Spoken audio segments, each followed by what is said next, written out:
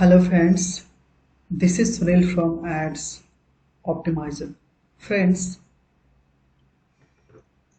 in the last video, we have learned about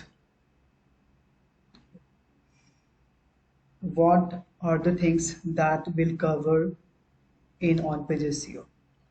So today I'll teach next part of that video. So friends,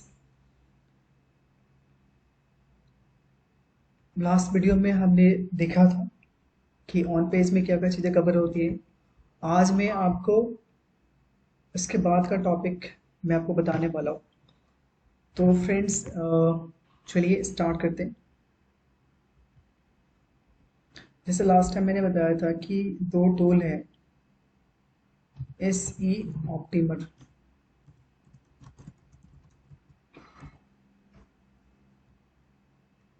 इसे open करने के बाद इसमें आपने कोई सी भी वेबसाइट आपने एंटर करनी है, जो भी आपको वेबसाइट, जिस भी वेबसाइट की ऑडिट करनी है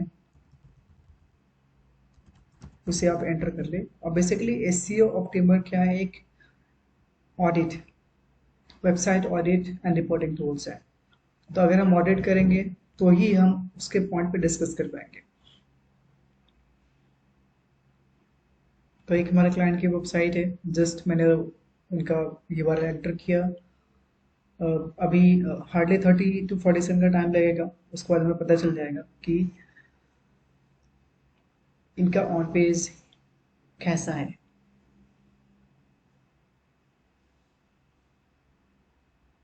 एंड उसके बाद मैं आपको वन बाय वन चीज़ें ब्रीफ करूँगा। बेसिकली मीहू एक्सप्रेस एक कंटेंट मार्केटिंग पोर्टल है, जहाँ पे डिफरेंट ऑथर्स हैं, वो डिफरेंट काइंड के आर्टिकल्स लिखते हैं। Travel, finance, tech, entertainment and others भी चीज़ें हैं। उसको आप जानने के लिए प्लीज़ विजिट ऑन www.mihuexpress.com। चलिए, आई थिंक ये आपका ओपन हो गया। देखिए यहाँ पे हमें जो डिस्कस करना है वो डिस्कस करना है हमें ऑन पेज एसईओ के लिए। तो इसका जो ऑन पेज एसईओ है वो B+ है। तो देखिए हमने यहाँ पे ऑन पेज एसईओ में क्या क्या कवर कर रहा है, ये देखिए ऑन पेज एसईओ। देखिए ये है आपका on page SEO. On page SEO क्या बोल रहा है आपका, इट्स सो गुड। देखिए ऑन पेज एसईओ में सबसे पहला आपका काउंट होता है टाइटल टैग। तो टाइटल टैग की लेंथ कितनी होती है, टाइटल टैग की जो लेंथ होती है आपका बिटवीन 10 to 70 कैरेक्टर्स के बीच में होना चाहिए। बट अभी क्या है, ये है, ठीक है। तो फ्रेंड्स इसके लिए हमें काम करते हैं, एक शीट मैं आपको बता देता हूँ।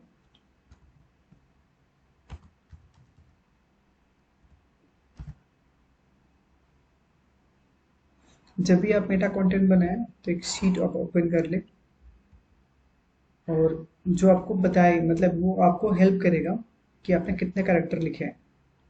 देखिए मान लीजिए आपने यहाँ पे लिखना है, तो उसके लिए फॉर्मूला होता है equal to LEN then bracket start, ये इसे हम यहाँ पे गए तो ब्रैकेट क्लोज देन एंटर। तो देखिए अभी क्या है कि जैसे हम इस पे कुछ भी लिखते हैं, लाइक मी हु एक्सप्रेस, तो अभी इसने काउंट कर दिया कितने कितने कैरेक्टर हो गए, 12 कैरेक्टर्स। तो इसी तरह से आप एक शीट बना लीजिएगा। मैं आपको थोड़ा गाइड कर देता हूँ।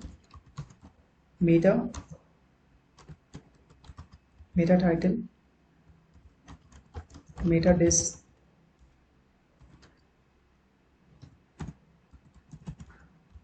देन थर्ड होगा मेटा कीवर्ड्स।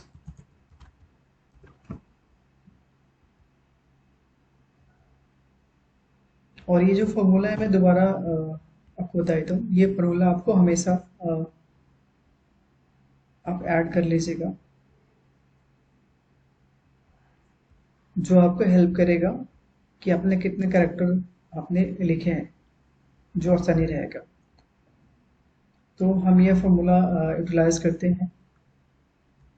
फॉर्मूला है equal to LEN, then bracket start small bracket, then आपको इसको सिलेक्ट करना है, देन ब्रैकेट क्लोज। तो ये आपको यहाँ पे भी सेम फॉर्मूला हम यूटिलाइज कर लेंगे, इक्वल टू LE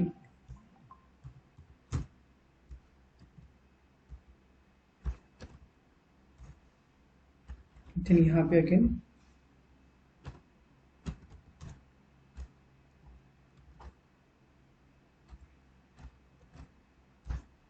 तो ऐसे आप एक शीट बना लीजिएगा।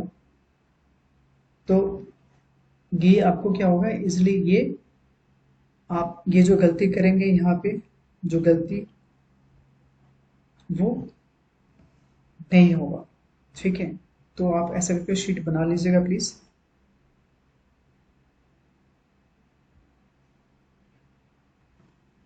अगर मैं बताया तो Meta title, Meta description and Meta keywords. देखिए मेटा कीवर्ड्स जो है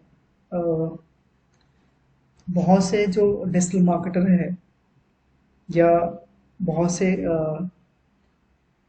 ऑनलाइन पब्लिश्ड आर्टिकल है जिसमें बोला गया है कि मेटा कीवर्ड्स जो है अभी वो यूज़फुल नहीं है, बट मैं ये कहूँगा कि अभी भी यूज़फुल है, आपको डालना चाहिए। क्योंकि गूगल का जो बॉट आएगा, अगर आपने मेटा कीवर्ड्स डाला है तभी तो सिमेंटिक कीवर्ड्स या सिमिलर कीवर्ड्स को पता चल को रीड कर पाएगा। अगर आपने कुछ भी अगर आपने जो टाइटल लिखा है, जो डिस्क्रिप्शन लिखा है, उससे रिलेटेड कीवर्ड्स आप मेटा कीवर्ड्स में डालेंगे, तभी तो वो सिमिलर कीवर्ड्स से सिमिलर फ्रेजेस पे आपकी वेबसाइट को रैंक करेगा। तो इसीलिए आपको ये डालना चाहिए। तो फ्रेंड्स, अगर आपको ये मेरा टाइटल, मेटा डिस्क्रिप्शन को अगर सॉर्ट करना है, सही करना है, तो आप ऐसे एक शीट बना लें और देन आप उसे आप टाइप करें, लिखें, तो इसलिए आप उस कैरेक्टर के अंदर में आप चीज़ों को कर पाएंगे, जिससे ये वाली एरर आपकी सॉर्ट हो जाएगी। उसके बाद देखिए यहाँ पे दिखा रहा ये preview, Google preview. It means कि जब भी हम गूगल पे डालते हैं तो वो अभी ऐसा दिखता है, इसका मतलब ये गलत है। तो गलत क्यों है? क्योंकि मेटा डिस्क्रिप्शन यहाँ दिखा रहा है कि मेटा डिस्क्रिप्शन क्या है, मिसिंग है, इसी वजह से। तो अगर हम मेटा डिस्क्रिप्शन एंटर करेंगे तो ये आपका प्रीव्यू ऐसे नहीं दिखाएगा। बाकी पर हम चेक कर लेते हैं।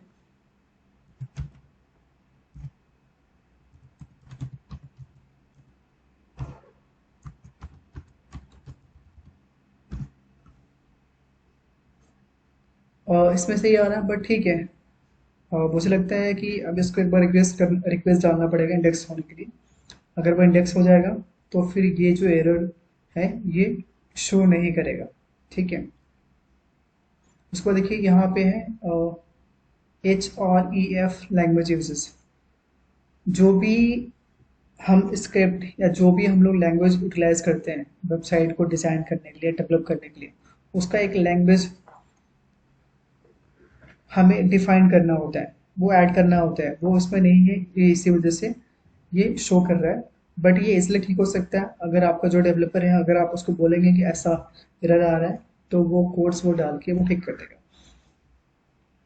Then again, your page is not using the lang attribute in HTML tag, ठीक है।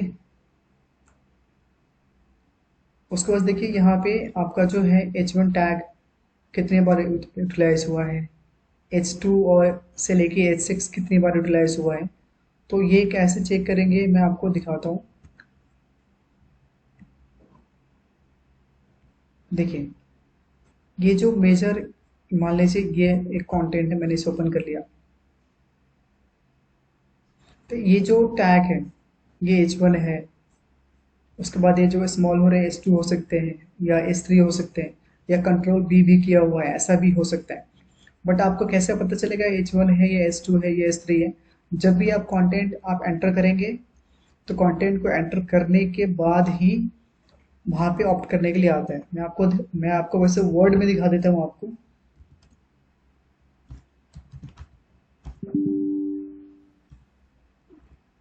बेसिकली फ्रेंड, यहाँ पे विन वर्ड हम लोग एंटर करते हैं।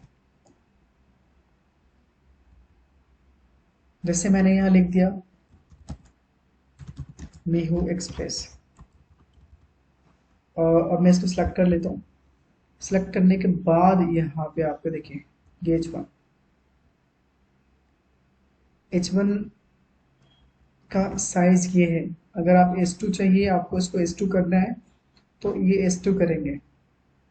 S2 का साइज ये है, देन S3। तो सिमिलरली ये ऐसे ही आपके ब्लॉग, जब भी आप ब्लॉग राइटअप करते हैं तो वर्डप्रेस में ऐसा दिया होता है, या जब भी कोई कंटेंट पैनल होता है जहाँ पे कंटेंट राइटअप करने के लिए होता है, तो वहाँ पे ये ऑप्शन ये होते हैं। तो आप सिंपली कंटेंट को सिलेक्ट कीजिएगा, और यहाँ से आपको H1 या H2 में अगर मॉडिफाई करने हैं आपको, तो आप मॉडिफाई कर सकते हैं।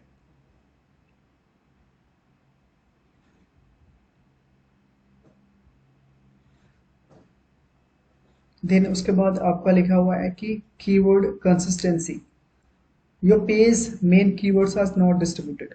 देखिए ये नहीं डिस्ट्रीब्यूटेड है, इसका रीज़न क्या हो सकता है? क्योंकि हमें जो गूगल बॉट होता है उससे कैसे पता चलेगा हमारा कीवर्ड्स क्या है?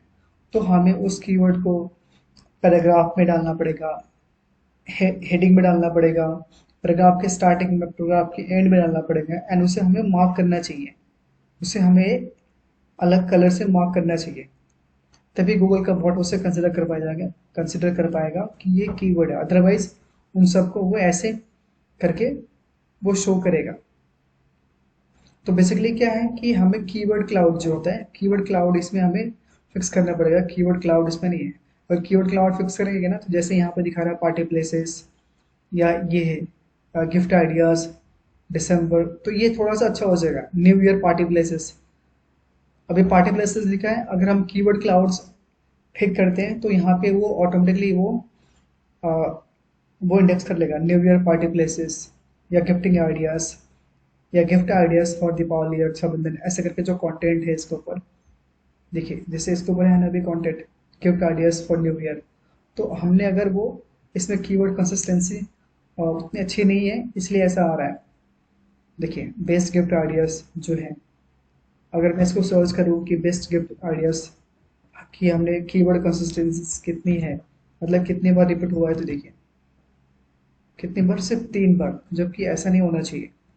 ये ज़्यादा बार रिपीट होना चाहिए, और इसको हमें अलग से हाईलाइट भी करना चाहिए, तभी गूगल का बॉट इसे कंसिडर करेगा कि ये कीवर्ड फ्रेज है, या ये एक सर्च टर्म वाला फ्रेज है।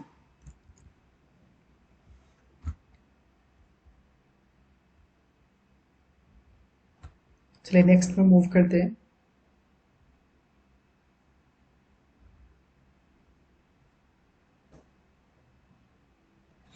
उसके बाद यहाँ पे लिखा हुआ है amount of content, your page has good level of content. देखिए आपका जो पेज होता है उस पे पेज पे कितना कंटेंट होना चाहिए, ताकि जो ऑडिट जो एसईओ ऑडिट की टूल होती है उसे वो सही अ, उसे कहे, तो वो राइट टिक मार्क तभी होगा जब आपके वेबसाइट पे कंटेंट मोर देन 800 वर्ड्स होंगे, या मोर देन 1000 वर्ड्स होंगे, तभी वो एसईओ फ्रेंडली कंटेंट होता है। एंड तभी आपके जो टूल्स अवेलेबल है, तभी वो आपको राइट आपको डिनोट करेगा। उसके बाद आपका आता है इमेज ऑल्ट एट्रीब्यूट। देखिए फ्रेंड, इमेज ऑल्ट एट्रीब्यूट क्या होता है? लास्ट वीडियो में भी मैंने बताया था आपको कि जितने भी इमेज होते हैं, उस इमेज के पीछे एक कोड लगा के हम ये डिफाइन करते हैं कि ये इमेज क्या है। क्या ये इमेज न्यू एक्सप्रेस है, क्या ये इमेज एड ऑप्टिमाइजर है, या ये इमेज गूगल है? किसका है ये इमेज? क्या वो किसी पर्सन को डिनोट करता है, क्या वो किसी कंपनी को रिप्रेजेंट करता है, या किसी प्रोडक्ट को रिप्रेजेंट करता है? तो वो तभी पता चलेगा जब उसके पीछे हम ऑल्ट एट्रीब्यूट लगाएंगे। तो ये जो ऑल्ट वाला पार्ट है, अगर आप वर्डप्रेस करेंगे तो वर्डप्रेस में जब भी इमेज अपलोड करते हैं तो वो दिखाता है यहाँ पे कि ऑल टैग डालने का ऑप्शन उसमें लिखा होता है ऑल्ट। तो इसलिए वहां से आप कीवर्ड इंसर्ट कर देंगे, तो वो इमेज उस कीवर्ड को रिप्रेजेंट करेगा। अदरवाइज आपको अपने डेवलपर से बात करना पड़ेगा। अगर आप डेवलपर हैं तो इससे अच्छी तरह से जानते होंगे। अगर आप डेवलपर नहीं हैं तो फिर आपको अपने डेवलपर से इसकी रिपोर्ट्स मांगनी पड़ेगी एंड इस रिपोर्ट्स के बाद आपको वो शीट बनानी पड़ेगी कि ये इमेज किस कीवर्ड को रिप्रेजेंट करता है, किस प्रोडक्ट को रिप्रेजेंट करता है। तो उसके अकॉर्डिंग वो शीट बना के देने पड़ेंगे, देन वो डेवलपर आपका वो अपडेट करेगा।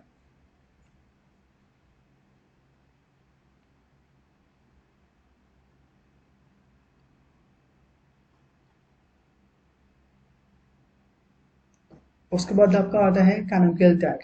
कैनोनिकल टैग भी मैंने बताया था, इसलिए ज़्यादा ब्रीफ नहीं करूंगा। अगर डिफरेंट यूआरएल टाइप करने पे एक ही यूआरएल ओपन हो रहा है, इट मीन्स कि आपका वेबसाइट कैनोनिकल नहीं है। ठीक है। उसके बाद दो चीज़ें और भी हैं यहाँ पे कि क्या आपका वेबसाइट इंडेक्सेबल है या नहीं है।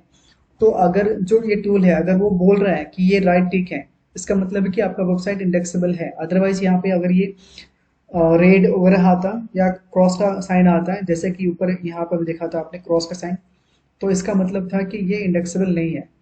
तो ये है नो इंडेक्स का मतलब है कि आपका वेबसाइट इंडेक्सेबल है या नहीं है। गूगल उसे इंडेक्स कर सकता है या नहीं कर सकता है, तो वो कर सकता है।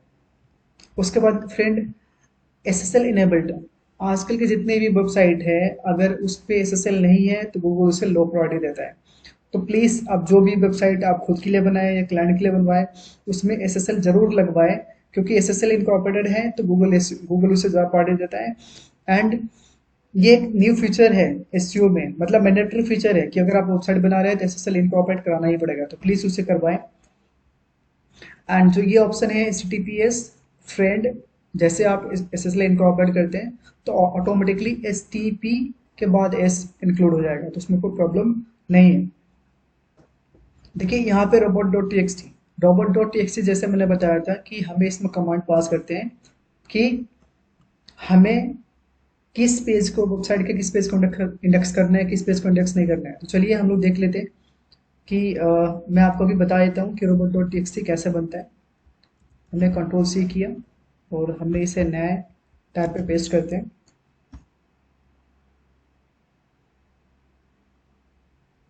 देखिए ये बहुत ही सिंपल कोड है, बाकी मैं थोड़ा सा जूम कर देता हूँ। देखिए user agent then staff mark है। स्टाफ मार्क का मतलब है कि जितने भी बॉट हैं, गूगल का बॉट है, बिंग का बॉट है या अदर से बॉट्स हैं, उन सबको हम अलाउ करते हैं कि प्लीज़ कम और हमारे वेबसाइट को इंडेक्स करो। उसके बाद डिसअलाउ, अगर किसी पार्टिकुलर यूआरएल को आपको डिसअलाउ करना है कि इस यूआरएल को इंडेक्स ना करे तो आप उसे ऐसे कर सकते हैं। तो इसमें आपका कुछ भी हो सकता है, एडमिन हो सकता है या कुछ भी, जो भी आपके कुछ कुछ ऐसे पार्ट्स जो लॉगिन वाले सेक्शन होते हैं आप चाहते हैं कि उसे गूगल इंडेक्स ना करे तो वो सब भी डाल सकते हैं। अब अलाउ यहाँ पे करना है, जैसे मुझे ये वाला पार्ट अलाउ करना है क्योंकि इसमें कुछ था, मैंने डेवलपर से पूछा था तो उन्होंने बोला था कि आप इसे डाल दीजिए, तो ये अलाउ कर सकते हैं। यहाँ पर डिसअलाउ, तो मेजर इसमें दो चीज़ें आती हैं। यूजर एजेंट अगर स्टार है इसका मतलब सारे बॉट को आपने अलाउ किया हुआ है। अगर स्टार को हटा के अगर हम यहाँ पर गूगल या बिंग कर देते हैं तो सिर्फ है कि सिर्फ वही बॉट आके आपके वेबसाइट को इंडेक्स कर सकते हैं, अदर्स नहीं। बट मेरा रिकमेंडेशन ये है कि यूजर एजेंट जो है आपका यहाँ पे स्टार ही होना चाहिए। डिस अलाउ में आपका जो जो भी पेज आपको डिसअलाउ करना है आप ऐसा कर दीजिएगा, अलाउ में ऐसा कर दीजिएगा। तो ये है आपका। तो बेसिकली ये क्या करना होता है, ये इस कोड को आपको नोट पैड में लिखना होता है एंड उसे सेव करना होता है robots.txt। और ये अगर आपको सी पैनल की नॉलेज है तो ये जो फाइल है आपको वेबसाइट के रूट में अपलोड करना होता है, आपके वेबसाइट को रूट में अपलोड करना होता है। अदरवाइज अगर आप डेवलपर नहीं है तो आप अपने डेवलपर को बोल सकते हैं कि ये robot.txt की फाइल है, इसे आपको रूट में अपलोड करनी है, तो वो इजिली वहां से आप रूट में इसे अपलोड वो डेवलपर कर देगा। देन आपको चेक करना है तो आप ऐसे चेक कर लीजिएगा। डोमेन के बाद स्लैश देन robots.txt आप इंटर करेंगे तो ये आ जाएगा। अगर ये शो कर रहा है इसका मतलब है कि वो इम्प्लीमेंट हो गया है। नेक्स्ट मूव करते हैं। उसके बाद आपका साइट मैप है। देखिए फ्रेंड साइट मैप दो होते हैं, XML और HTML। यहाँ पे अभी XML है तो XML ही मैं बताऊंगा, HTML के बारे में बाद में डिस्कस करूंगा।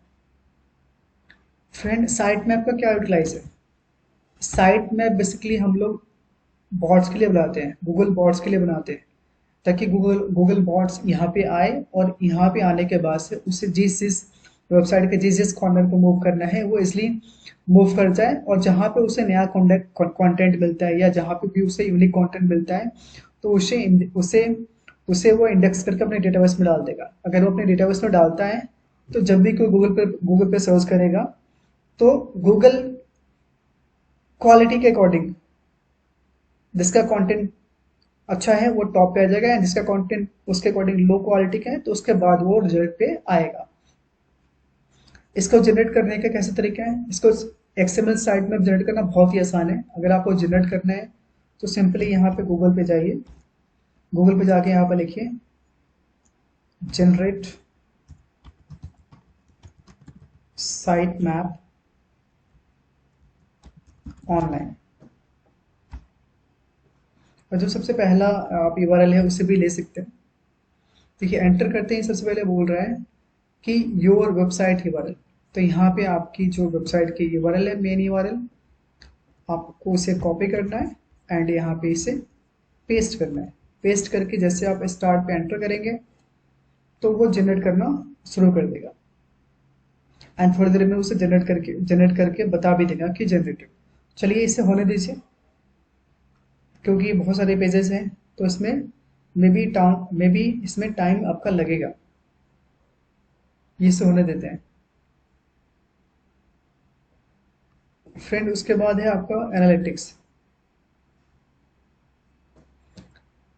ये भी एक मेजर पैरामीटर है। अगर आपके वेबसाइट में ट्रैकिंग कोड्स अवेलेबल नहीं है तो भी वो मार्क आपका वो गलत शो करता है। रीज़न ये है कि अगर आपने वेबसाइट बनाई है या आपने वेबसाइट बनवाई है तो उसके ऊपर ट्रैफिक कहाँ से आ रहा है, कितनी आ रहा है, किस एज ग्रुप का आ रहा है, किस कीवर्ड पे आ रहा है, किस ब्राउज़र से आ रहा है, किस डिवाइस से आ रहा है, आपको पता होना चाहिए। तभी तो आप अपने मार्केटिंग टीम के साथ बैठ के आप ये जज कर सकते हैं, एनालाइज कर सकते हैं कि हमें आगे और किस डायरेक्शन में काम करना है।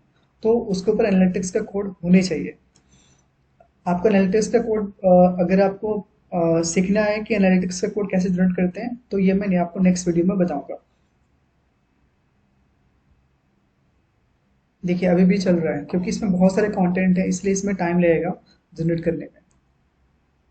उसके बाद आपका जो पॉइंट है, एक जो पॉइंट रह रहा है वो मैं बताता हूँ आपको, schema.org। तो बेसिकली फ्रेंड जो schema.org जो स्ट्रक्चर डेटा है, बेसिकली क्या होता है कि स्कीमा जो है, स्कीमा के थ्रू हम अपने वेबसाइट को ये डिफाइन करते हैं कि हमारे वेबसाइट का कंटेंट या हमारे वेबसाइट का टॉप सब्जेक्ट क्या है, क्या हमारे वेबसाइट प्रोडक्ट बेस्ड है, सर्विस बेस्ड है, कंटेंट बेस्ड है, या कंटेंट मार्केटिंग पोर्टल या ब्लॉग है। तो इसमें एक रिटन स्क्रिप्ट है, उस रिटन स्क्रिप्ट में आपको कंटेंट भी दे दूंगा, जिसे आप लेके आप उसको मॉडिफाई करके वो स्क्रिप्ट अगर आप वेबसाइट पे एंटर कर देंगे, वो आप वेबसाइट पे आप इनको इनकॉर्पोरेट करवा लेंगे तो ये वाला जो है आपको आप यहाँ पे राइट दिखेगा, अदरवाइज आपको वो क्या दिखेगा, क्रॉस दिखेगा। तो फ्रेंड्स आज के लिए इतना ही। और ये जो आपका एचटीएमएल साइट मैप है वो हम देख लेते हैं। तो ये फ्रेंड्स इसमें टाइम लगेगा, सिंपली ये जैसे आपका ये बन जाएगा तो 2 डाउनलोड हो जाते हैं। जनरेट होने के बाद से आप उसे डाउनलोड कर सकते हैं एंड डाउनलोड करके उसे अगेन आप अगर आप डेवलपर हैं, अगर आपको सी पैनल की नॉलेज है तो आपको वेबसाइट के रूट में इसे अपलोड करना होता है। आप इसे वेबसाइट के रूट में अपलोड कर देंगे तो आप ये इसलिए अपलोड हो जाएगा। और इसको चेक करने के लिए सिंपल तरीका है, इसी तरह से यहाँ पे डोमेन के बाद से domain.com/ यहाँ पे साइट map.xml आपको एंटर करेंगे तो आपको यहाँ पे ऐसे दिख जाएगा। तो अगर वो इम्प्लीमेंट हो गया होगा तो ऐसे दिखेगा, नहीं तो एरर आएगा। अगर एरर आएगा तो आपको अपने डेवलपर से बात करने की जरूरत है। अगर आप खुद ही डेवलपर हैं तो आप देख सकते हैं कि क्या वो जो फाइल है उसे अपने प्रॉपर जगह पर प्लेस किया है, क्या आपने रूट में प्लेस कर दिया, या अगर रूट में प्लेस नहीं हो तो हो सकता है किसी अदर फोल्डर में चला गया होगा, तो जिसकी वजह से वो एरर शो करेगा। फ्रेंड्स आज के लिए इतना ही। Thanks for time friends. अगर आपको ये हमारा टॉपिक या कंटेंट अच्छा लगा तो प्लीज़ इसे अपने फ्रेंड्स फैमिली को शेयर करें एंड चैनल को सब्सक्राइब करना ना भूलें। Thank you, have a good day.